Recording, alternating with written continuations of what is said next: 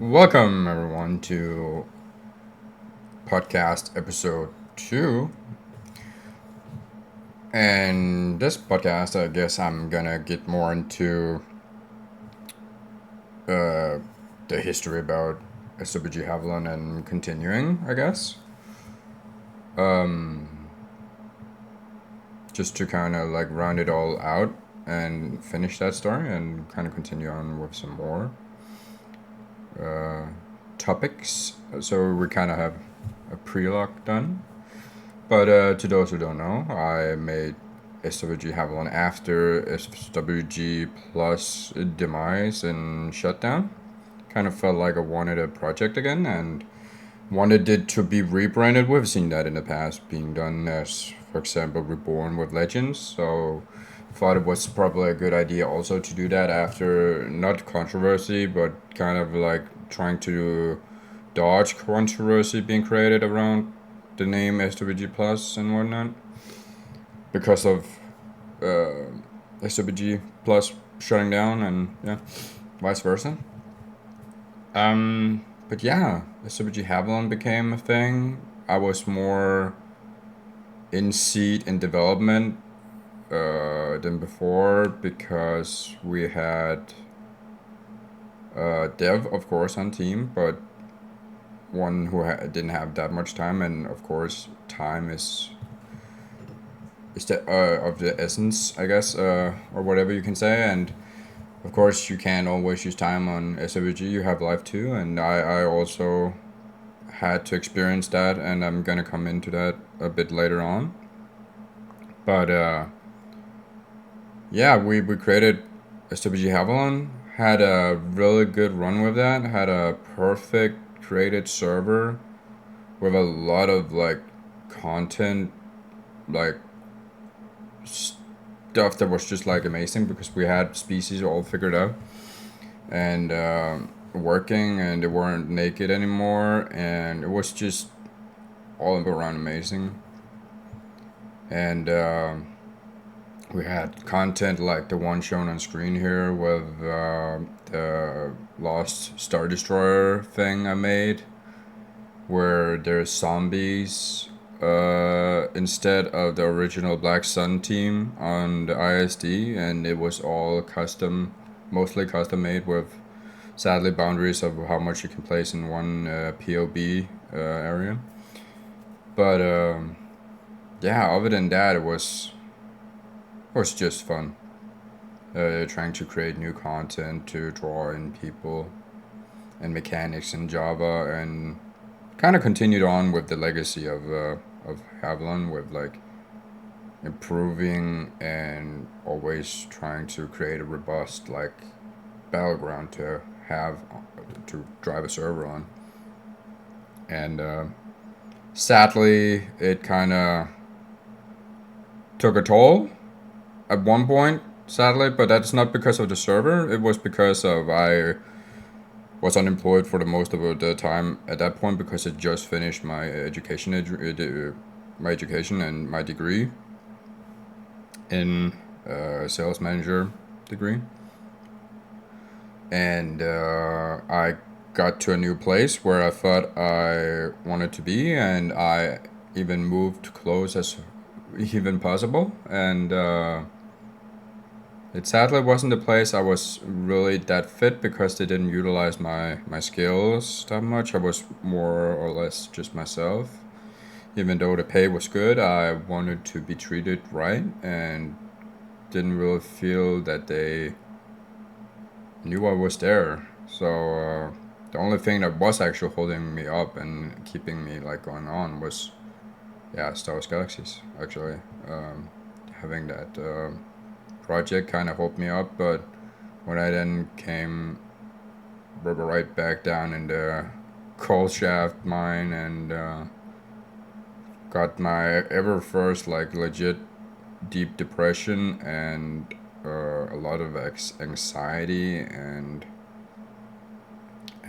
like my mental health was like just in one big decline. I felt that I needed to shove everything away uh, to mitigate more harm than possible.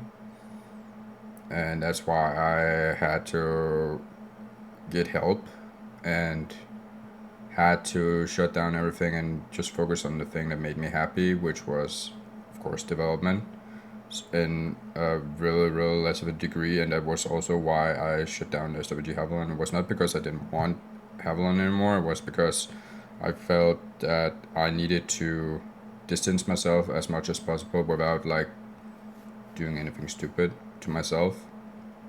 And it helped a lot. And coming back to it all after my second uh, depression attack and stress, I finally got the nerves to actually leave the company I was working in, and I was unemployed for a little bit and actually wanted to launch the server again. And now I'm about to get a job that I really have looked forward to and wished for the longest of time, because it gives a lot of freedom. Of course, freedom with, of course, the benefit and whatnot. But it's it's been hard for me to be in the in store management, and or at least it's been hard for me to be in store management and be happy. And that's why I thought it was a good idea to yeah, try find some new ways to work at, like we're still with my degree and whatnot. So that's why when this opening came in and I actually got the interview and all that, I was thrilled to hear that he gave me the job. And that's kind of like what's always been motivating me is like Star Wars Galaxies, kind of weirdly enough, because I really like the development, and that's why I want to continue on with Havelon, and we still have this same old database running from 2023 launch till the end, where I said I had to shut it down in a period, and now it's semi in beta, testing out a lot of new content and a lot of new stuff. So yeah, I look forward to that, and it was kind of like, I guess, like from birth till end till continuation, I guess. And it's kind of like more of a happier story than SWG Plus, even though I also had my ups and downs in SWG Plus, like mentally, but it was kind of like, of course, the baddest point of my personal life, but it was okay. I guess I can kind of like cope with it as I go. I mean, I have done that also. I realized it wasn't really me, it was my employer, because they didn't want to like do anything to help me out or do as they said they were gonna do, give me like my own area to do stuff. So yeah, it's not always in the cards for you when you get jobs. Like sometimes it's bad and sometimes it's good, and you can't always like win. But I guess I kind of want to end this chapter now with like just we're continuing on with SWG Hamlin, and that's also my plan. When we're gonna like launch is not known yet, but it's definitely gonna be here in the summer or maybe late summer. Because we're getting really close to meet our goals.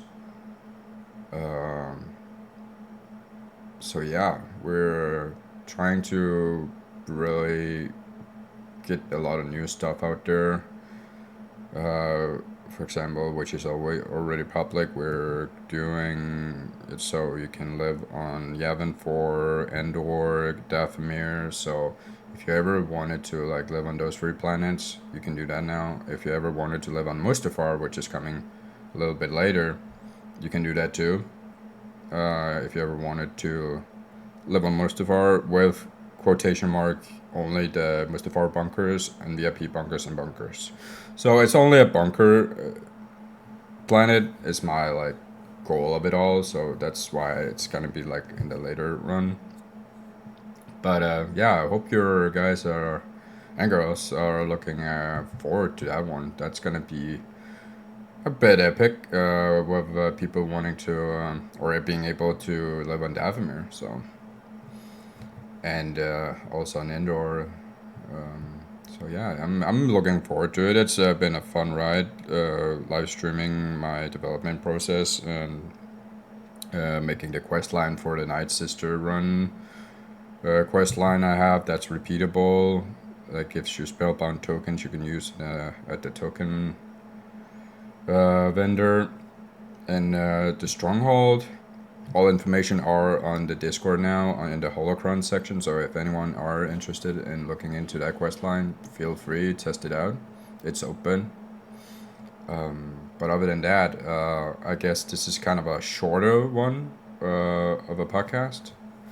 I'm going to see if we can get an interview with one of the other servers, maybe pre-CU, because yesterday I saw SWG pre-CU EMU hardcore talk about their development process and whatnot. So it could be kind of fun getting some insight and whatnot. Just talk about how it is to run the different projects, like compared to NG and yeah, whatnot. So it could be fun. Hopefully you guys like it. Remember to subscribe and follow me on Twitch when I'm live. Thank you for watching and see ya in the next episode.